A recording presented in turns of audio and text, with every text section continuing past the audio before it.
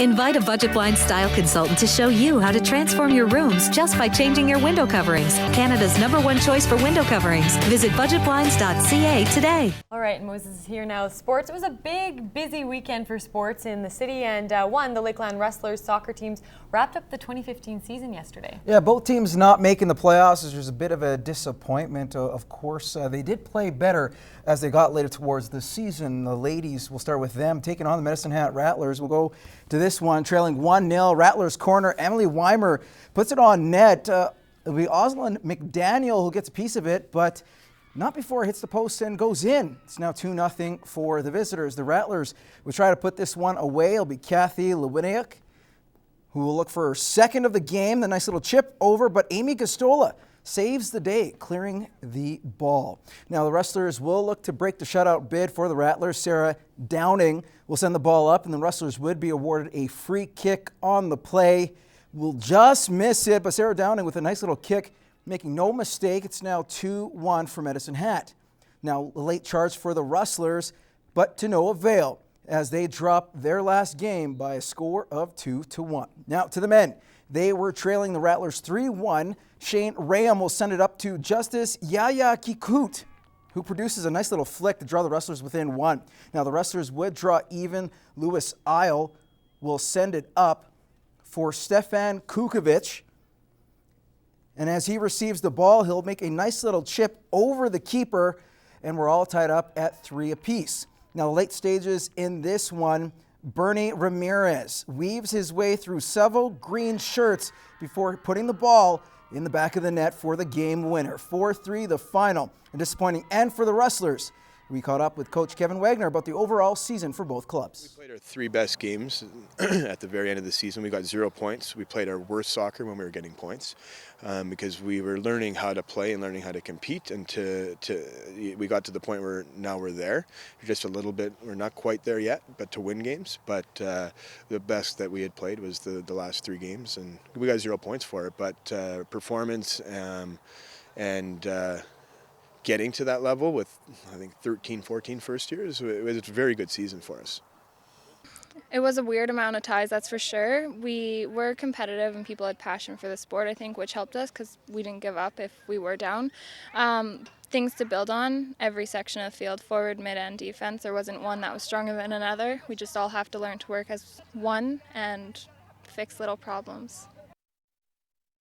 To hockey now, the Lloydminster Rohan Raids are off to a hot start to their season. The minor midget club hosted the Knights of Columbus Centennials, aiming for their 6th straight victory.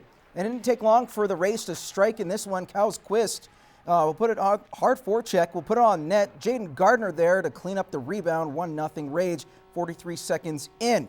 Now the Rage leading scorer, Oren Sintazzo, doing what he does best, will fight off a couple KC defenders as he pokes the puck past one of them and will score on the rebound. Santazzo looking pretty sharp. It's 2-0 for the home side. Now Santazzo looking for a second goal before the end of the period, and he will get robbed point blank. However, shortly in the second, Santazzo not denied. He'll collect the loose puck at the blue line and snipe one home for his second of the game. That made it 3-0. Now to go to the third, KC will finally get on the board. Alexander Morocco will pick up the puck at center ice, and he lets the shot go just inside the blue line. Catches Roddy Ross going the other way. A bit of a deflection perhaps. It's now 3-1. Now there is another quick goal for KC. Initial shot wide. Massimo Neri using the lively Civic Center boards to his advantage, banking it off Ross. It's now a 1-goal hockey game. But with under a minute remaining, the Rage will put this one to bed. Keegan Rowland with the empty netter. And all of a sudden, it is a perfect record for the Rohan Rage. They win 4-2 the final.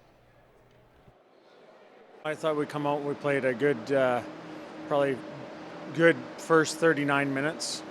Last minute of the second, we got in a little trouble. And that carried over into the third. And you know what? They never quit. They came at us. They got a couple of lucky bounces, but when you work that hard, you're going to get bounces, and we didn't work that hard in the last 21 minutes of the game. We were lucky to come out with a win today. It could have easily been a tie.